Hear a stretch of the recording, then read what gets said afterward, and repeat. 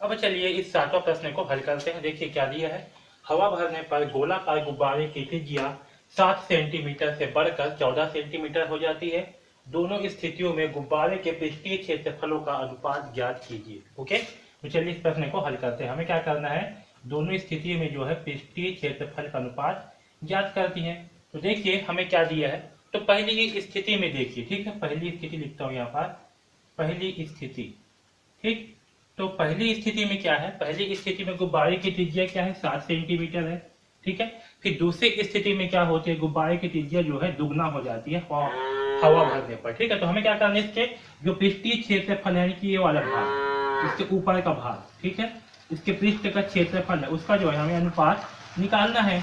तो इन दोनों गुब्बारों का अनुपात निकालने के लिए हम क्या करेंगे, इनका जो है पृष्ठ क्षेत्रफल निकालेंगे, उसके बाद उसे जो है आपस में भाग कर देंगे, तो हमें जो है अनुपात प्राप्त हो जाएगा। ओके, तो देखिए पहली स्थिति में क्या है, गुब्बारे की त्रिज्या हमें क्या दिया, पहली स्थिति में गुब्बारे की त्रिज्या दिया है। तो गुब्बारे की त्रिज्या यानी कि आर, तो गुब्बारे की त्रिज्या आर का मान क्या होगा, पहली स्थिति में इसे R1 ले लेते हैं, 7 सेंटीमीटर, ठीक है। तो पहली स्थिति में गुब्बारे का पृष्ठीय क्षेत्रफल क्या होगा, तो गुब्बारे का पृष्ठीय क्षेत्रफल, तो गुब्बारा क्या होती है, गोला होती है, ठीक है। तो इस गोले का पृष्ठीय क्षेत्रफल क्या होगा, तो गोले का पृष्ठीय क्षेत्रफल होगा, इसे मैं C मान लेता हूँ, ठीक है, C1। तो C1 बराबर क्या होगा, 4 पाई R का वर्ग।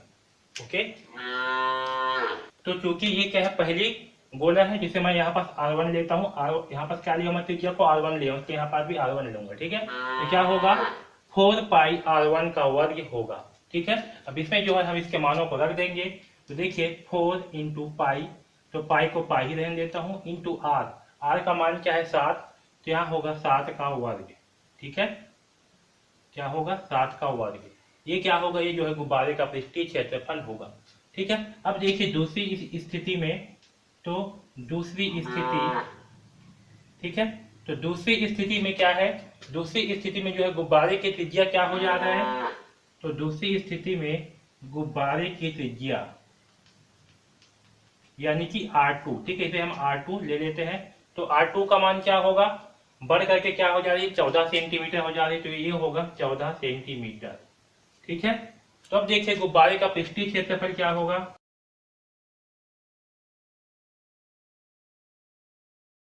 तो गुब्बारे का पृष्ठीय क्षेत्रफल यानी कि C2 बराबर क्या होगा, 4 पाई R2 का वर्ग। ओके, क्योंकि हमने त्रिज्या को R2 लिया, इसलिए यहाँ भी R2 लिख रहा हूँ।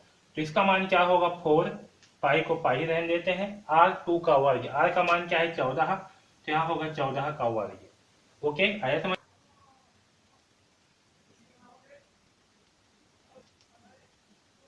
तो अब देखिए दोनों स्थितियों में गुब्बारे के पृष्ठीय क्षेत्रफलों का अनुपात, तो क्या होगा, इन दोनों का अनुपात जो है C1 बटे C2 है ना। हमें क्या करना है, दोनों स्थितियों में जो है गुब्बारे के पृष्ठीय क्षेत्रफल का अनुपात निकालना है। तो पृष्ठीय क्षेत्रफल क्या है, पहला स्थिति में है C1, पहला स्थिति में है C1, दूसरी स्थिति में है C2, तो यहाँ होगा C1 बटे C2। चलिए अब जो है C1 और C2 के मान को रख देते हैं। तो C1 का मान कितना है, C1 का मान है 4 पाई इंटू 7 की पावर 2, तो 4 पाई इंटू 7 इंटू 7, ठीक है, मैं 7 की पावर 2 को 7 इंटू 7 कर दे रहा हूं।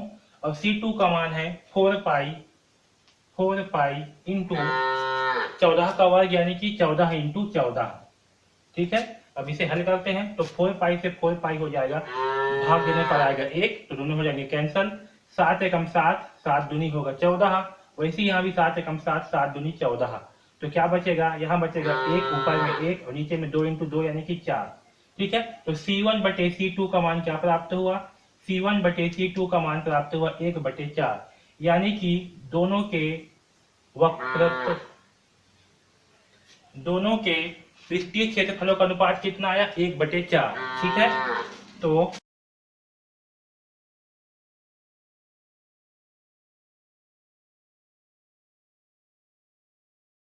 तो दोनों स्थितियों में गुब्बारे के पृष्ठीय क्षेत्रफलों का अनुपात क्या होगा, 1:4 होगा, क्या होगा, 1:4 होगा, ठीक आया समझ में। तो इस प्रकार से हम इस प्रश्न क्रमांक 7 को हल करेंगे। दोनों गुब्बारे के पृष्ठीय क्षेत्रफलों का अनुपात कितना होगा? 1:4 होगा। ठीक है।